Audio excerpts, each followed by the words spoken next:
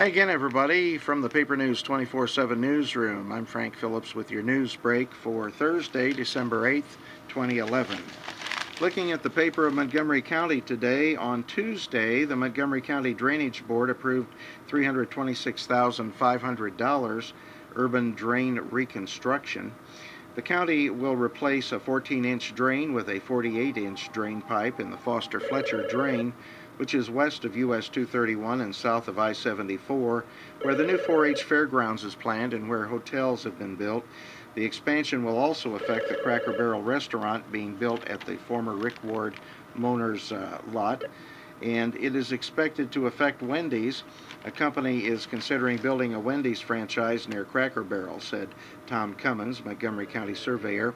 However, no property has been purchased for the Wendy's restaurant yet, Cummins said.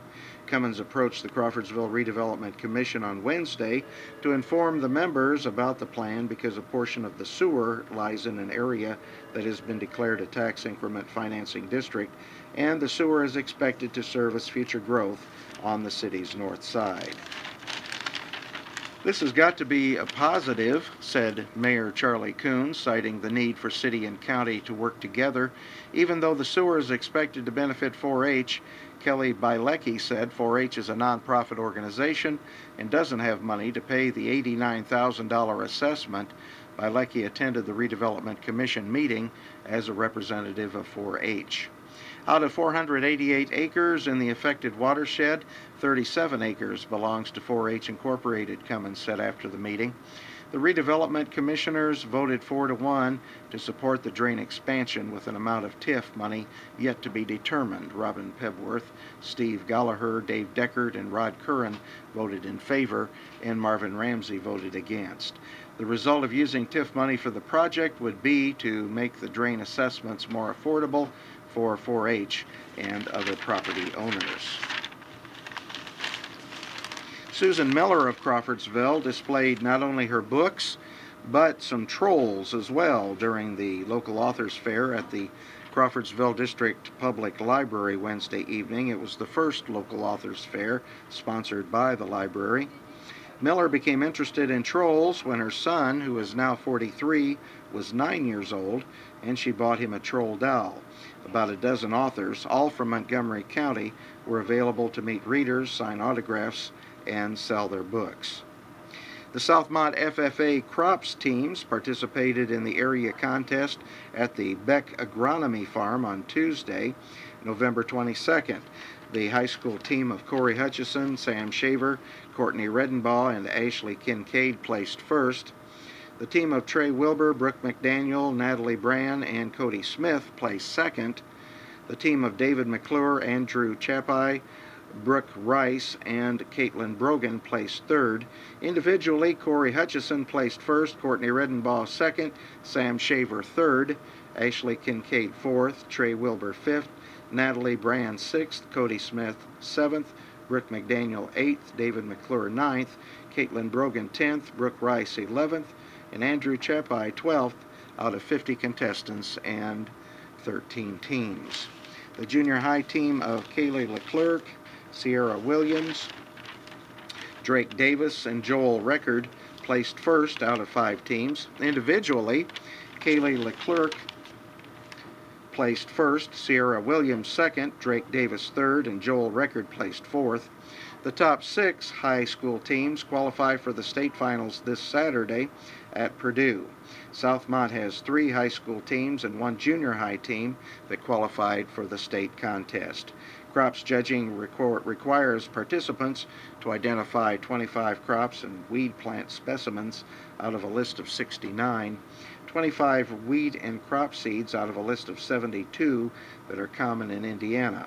They also learned to grade 8 grain samples according to the U.S. grain grading standards and recognize grain diseases and damage factors that might lower grain quality and therefore market value. The final part of the contest consists of a multiple-choice quiz over weed control, crop production practices, and pesticide application techniques common in the state of Indiana.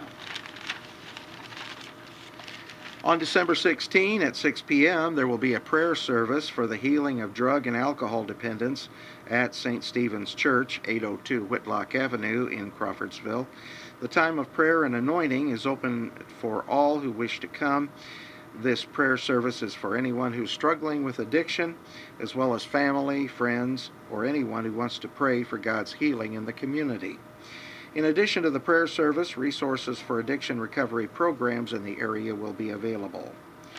The Linden United Methodist Church will present a musical drama cantata on Sunday at 6:30 p.m.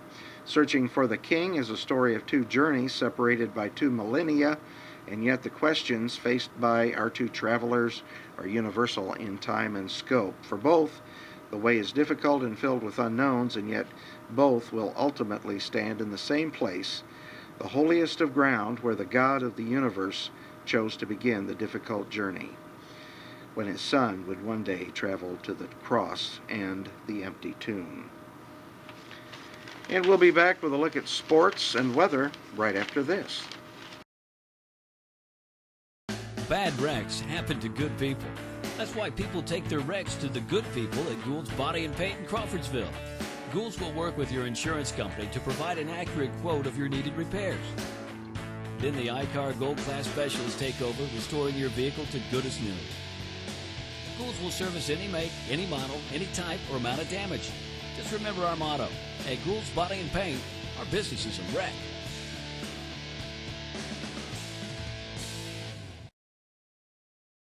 At Zahn's Floor Covering, we don't offer washers, paint, or lumber.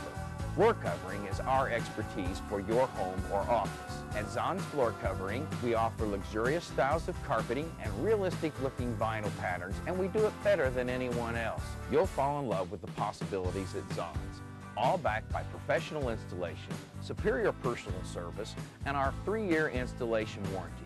Stop by Zahn's today and see why we want to be everywhere you are. And now a look at sports on Paper News 24/7. Southmont's boys basketball team has its season opener Friday. The Mounties, 2-0 and 1-0 in the Sagamore Athletic Conference, welcome Sagamore Athletic Conference rival Danville, which is 0-1, to town. There's a bit of an unknown factor the Mounties have to deal with. The majority of the Warriors team from last year graduated.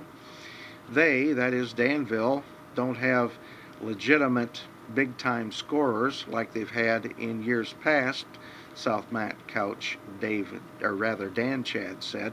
The big-time scorer Chad is referring to is Tyler Hall. In his senior season last year, Hall averaged 21.3 points a game. The top scorer from last year, who returns this year, is senior Nick Thurston. Danville has some new players, but Brian Barber is still the head coach, and the Mounties expect a challenge. Crawfordsville is on the road again Friday. The Athenians, 1-2, travel to take on West Lafayette, 1-2. The last time these two teams met was a thriller. Unfortunately for the Athenians, they ended up on the wrong end. Crawfordsville lost 60-56 in a double overtime classic. Drake Danford is there, that is West Lafayette's best player, Crawfordsville coach David Pierce said. He was the one that beat us last year. Last year, Danford led the Red Devils with 20 points. 10 of those came in the third quarter as they came storming back. When the Athenians take the court Friday, they will have to be ready. Danford, along with many others, returned from last year's team. North Montgomery will play in a gymnasium Friday night that Charger players have never played in. The Chargers, 2-2, traveled to Williamsport to play Seeger, 2-1. The last time North Montgomery played on Seeger's home court was 10 years ago. After taking 3 years off from a rivalry that started during North Montgomery's first year of consolidation in 1971, the Patriots were defeated by the Chargers last year, 66-54 in Charger Gym. I have never played a game at Williamsport, North Montgomery junior Nathan Rogers said. I hear it's old, but a nice gym. Charger coach Joel Grindle said playing in a different atmosphere will be a good challenge for the squad.